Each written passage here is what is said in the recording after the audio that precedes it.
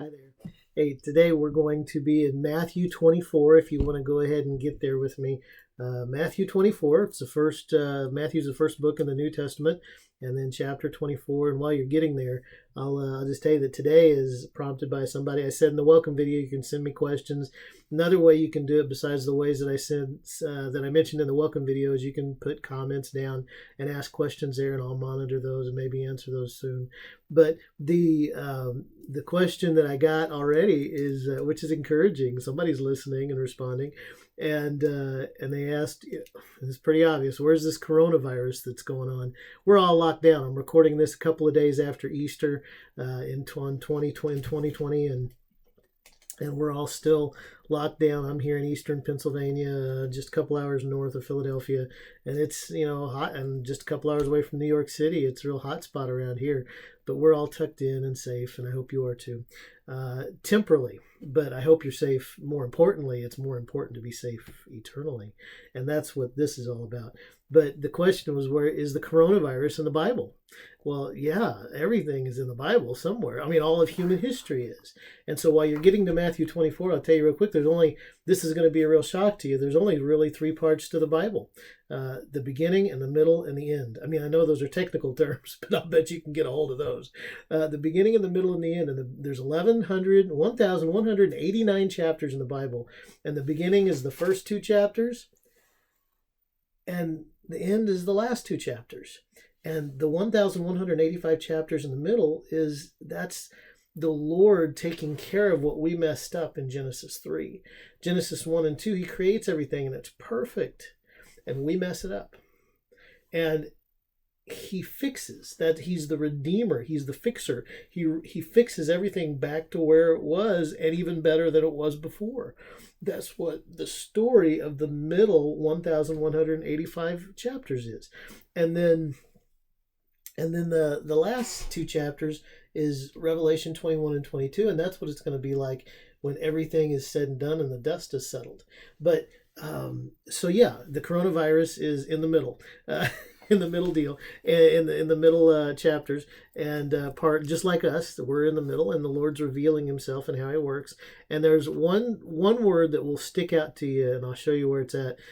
This is where the coronavirus is. It's very simple. It's not controversial at all. It's not hard to understand. A little bit of background in Matthew 23. In Matthew 23 here.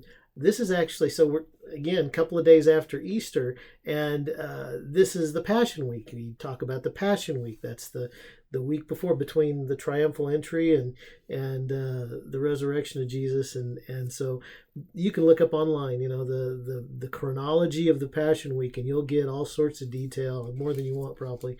But so this is happening a couple of days before Jesus is arrested and is crucified. So he's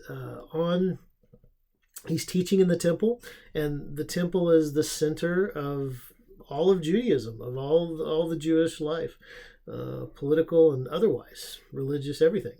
And he's and you can read chapter 22, 23, 21 for yourself and see what's leading up to this. This is just chewable vitamins. You have to eat the word for yourself, remember, in Jeremiah 15:16, like I said in the welcome video. But Jesus has a difficult conversation with he's wrapping up a difficult conversation with the Jews here, a lot of the religious Jews that are not listening to him. They've turned on him. They're already plotting how to kill him, and they want to. And he says in verse 37 of chapter 23, right before where we're going to start, "O Jerusalem, Jerusalem, the one who kills the prophets and stones those who are sent to her," which is a quick summary of the entire Old Testament. They've been doing that. They've been killing their prophets for a long time.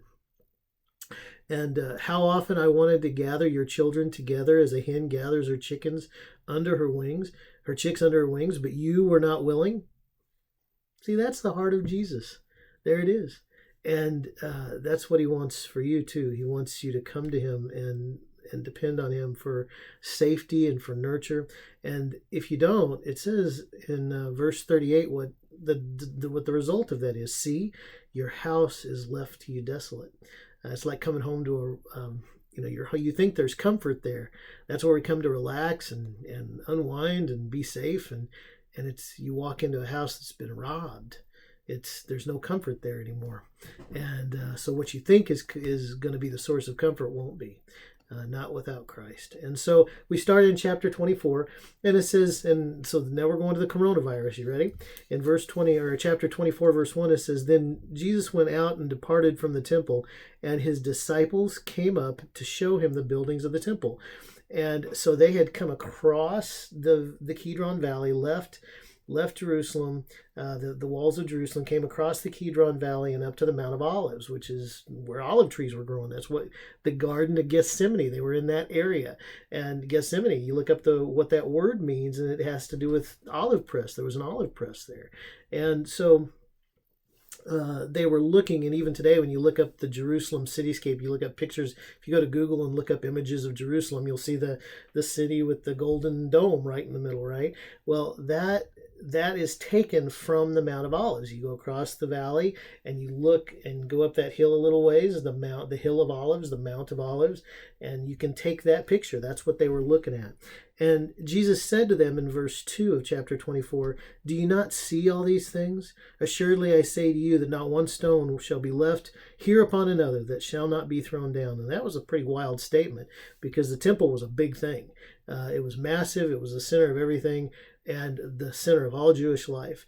And even his disciples who had been with him for 3 years still didn't really understand what was going on. He was still, and it's not that they were stupid, Jesus was still progressively explaining himself. And he knew that they didn't understand everything, which is one of the reasons he's still talking, right?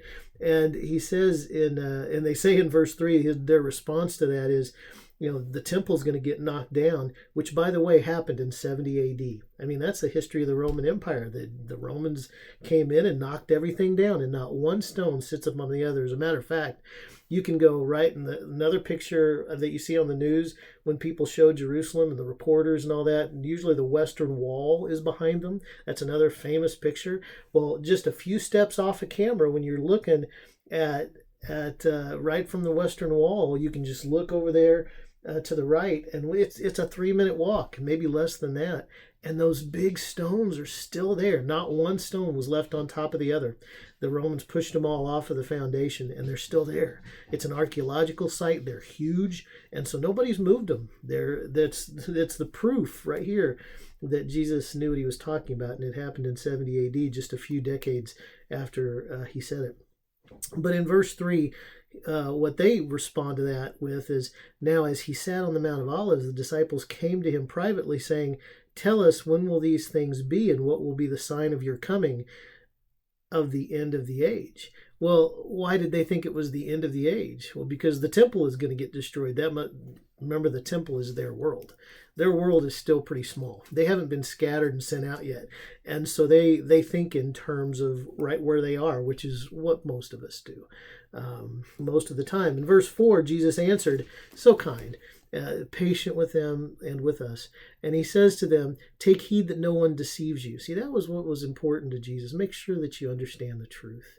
In the Thessalonian letters, I believe it's in 2 Thessalonians 2, 9 and 10, it talks about actually the end times, and that it says those who are perishing, those who are on their way to hell, they're characterized as, the reason they're perishing is because they didn't receive a love of the truth.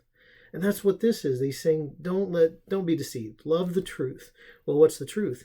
In verse 5, "For many will come in my name, saying, 'I am the Christ,' and will deceive many." See, there's that deception is really the big sign of the end times. And there's a lot of that going on, of course. A lot of people claim to represent Christ without an open Bible. They claim to know who he is and how to get there. And so you have to eat it for yourself and test. It says again in 1 Thessalonians chapter 5, you should test everything for yourself against the word.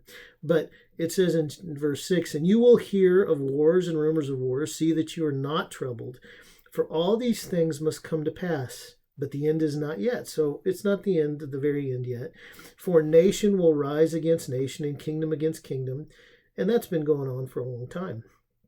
"And there will be famines and pestilences You know what a pestilence is? It's a disease, a coronavirus. That's the word. There's where the coronavirus is in the Bible. Chapter 24 of Matthew, verse 7. And earthquakes, along with famines and earthquakes in various places all over the world, and all these are the beginnings of sorrows. See, and that word sorrows is attached to a woman's birth pains. That's what the word was. It's attached to the connotation. And you think about what a woman's birth pains are. The closer you get to the birth, the end of the pregnancy, right? The closer you get to the end of the pregnancy, the sorrows, the pains, they get, the contractions is what we would call them.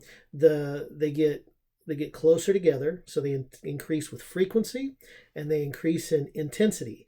First it feels like you had a bad burrito or something. You get a cramp and then it's gut-wrenching pain and torture almost. And so it progresses in intensity. It gets more intense. The pain does, and it gets closer together. And that's what's happening. So the next one that comes along, here's what I know, because it's not my opinion, it's what it says in the Bible, is the next one that comes along, it's going to be worse than this one, and it's not going to be as long as it was between this one and the last big one. So that's what the Bible says. And it says the same thing about earthquakes and famines. And all those are the beginning of sorrows. And boy, it keeps going on. As a matter of fact, it keeps going on down to, you get down to verse 15, and it's really talking about, Jesus is talking about Daniel the prophet. He's talking about the Old Testament. So that's an amazing thing in and of itself. So maybe we'll go there next. That's a great place to go. Daniel's, I've been reading there and on my heart anyway. And so maybe we'll do that soon. All right. I hope that helped and blessed you. Take care. Bye.